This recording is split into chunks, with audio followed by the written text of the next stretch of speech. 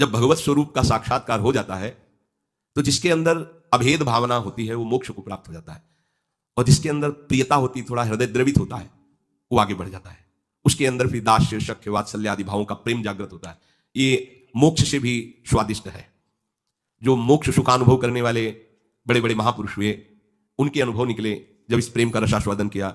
जैसे भगवान के ही स्वरूप से सुखदेव जी जब लालजू की रूप माधुरी श्रवणेन्द्री से गई, और वो तो सिद्ध महापुरुष हैं, जैसा शब्द सुन रहे वैसे ही भाव में रूप जागृत हो रहा है, उनको कोई ध्यान थोड़ी लगाना है। बरहा पीडम नटवर बपू, तो वैसे ही सामने नटवर बपू बिक गए एकदम उस रूप को सुन के। इतना सुंदर श्याम, इतना सलोना श्याम, ये तो ब्रह्मानंद को भी फीका कर देने वाला रूप है। उठ खड़े हुए, 18,000 श्लोक कंठस्थ किए, श्रीमद् भागवत के 18,000 श्लोक कंठस्थ। और ये ऐसे महापुरुष हैं जो जन्म सिद्ध हैं। अपने पिता व्यास जी को स्वयं उत्तर नहीं दे रहे, वृक्ष उत्तर दे रहे हैं। सुकोहम सुकोहम, वृक्षों से निकल रहा है। ऐसे तदात्म भाव को प्राप्त महापुरुष, अर्थात ब्रह्मानंद से भी श्रेष्ठ श्री कृष्ण का रूप रसास्वादन। मधुसूदन सरस्वती जी बंशी विभूषित करा नवनी हृदाभात, उसमें कह रहे हैं कृष्णात् परम किमपि तत्व, हम कृष्ण से कोई बड़ा तत्व है मैं नहीं जानता। तो जो भगवान कह रहे हैं कि ज्ञानी जो भक्त है, यहां दो भाव ज्ञानी के, जिन्होंने सत्य को जान करके भगवत स्वरूप में लीन हो गए, या जो सत्य स्वरूप भगवत स्वरूप को जानकर प्रेम में लीन हो गए। प्रेम में लीन होना, अभेद होते हुए भी भेद भाव को स्वीकार करना, यह भेद मायाकृत नहीं है, यह चिदानंद भाव भेद है, भाव भेद। ये जो ज्ञान में लीन हो चुके हैं उसके आगे की बात है। इसीलिए इस भेद को वो ना जानने के कारण कहते कुछ न कुछ अविद्या बचती है, तभी भेद दिखाई देता है। ऐसा नहीं है। जिस समय स्वरूप का साक्षात्कार होता है और उसके हृदय में भक्ति का अंश होता है, भक्त को भी स्वरूप साक्षात्कार होता है। मम दर्शन फल परम अनुपा, जीव पाओ निज सहज स्वरूपा। जो ब्रह्म साक्षात्कार में स्वरूपानुभूति होती है वही भक्त को भी होती है। उसी समय उसका, वो टिक नहीं पाता वहां, उसी समय उसका आकर्षण होता है उसके आराध्य देव का, और उसकी वृत्ति उसमें लीन ना होकर उस आत्मस्वरूप को अपने आराध्य देव के रूप में देखता है, और इतनी तन्मयता हो जाती है कि अपना विस्मरण हो जाता है, बस केवल आराध्य देव रह गए। अब यहां से प्रेम की दशा प्रारंभ हो जाती है। ज्ञानी सब कुछ विस्मरण करके आत्मस्वरूप में लीन हो जाता है, उसका आत्मस्वरूप भी विस्मरण होकर आराध्य देव के स्मरण में लीन हो जाता है। ये प्रेम की गाथा। भगवान कहते हैं 4 प्रकार से जन मेरा भजन करते हैं और ये सब महान है। अब इसमें सूक्ष्म बात यह है कि अगर हम केवल भगवान से धन चाहेंगे तो धन मिलने पर भी हम माया में नहीं फंसेंगे। जब हम स्वयं अहंकार प्रेरित होकर के कर्म करते हुए धन कमाते हैं तो उसमें आसक्ति होती है, हम उसमें भोक्ता भाव करते हैं, और जब भगवान की तरफ से मिलता है तो प्रसाद भाव रहता है।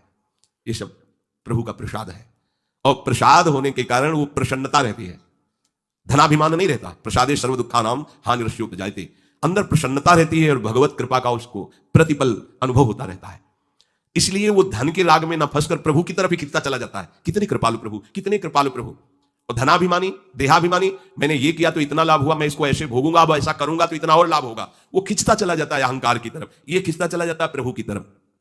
अगर प्रभु से हमें धन मिला, प्रभु से कामना की, तो वो कामना संसार में फंसाएगी नहीं, वो मोक्ष प्रदान करने वाली होगी।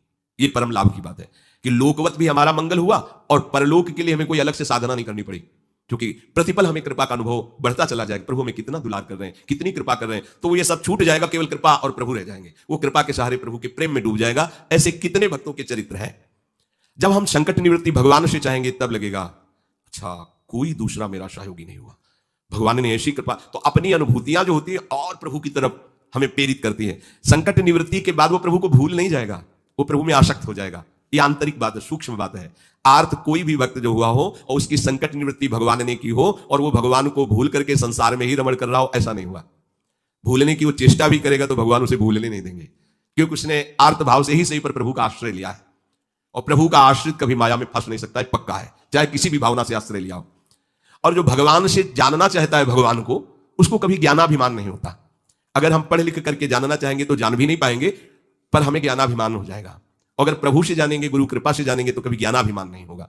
इसीलिए हमें अगर सांसारिक सुख भी चाहिए तो केवल हरि का आश्रय लें, सांसारिक दुख की निवृत्ति चाहिए तो केवल हरि का आश्रय लें, और हरि को जानना है और पाना है तो केवल हरि का आश्रय लें। वो सब साधन दे देंगे, वो सब हमको मार्ग दे देंगे, जिससे हमें उनका बोध हो जाएगा या प्रेम हो जाएगा। हम हरि को छोड़कर अन्य आश्रय न लें, हम हरि को छोड़कर किसी अन्य का भरोसा न करें, तो इस प्रपंच की चाह रखते हुए भी हम भगवान को प्राप्त कर लेंगे।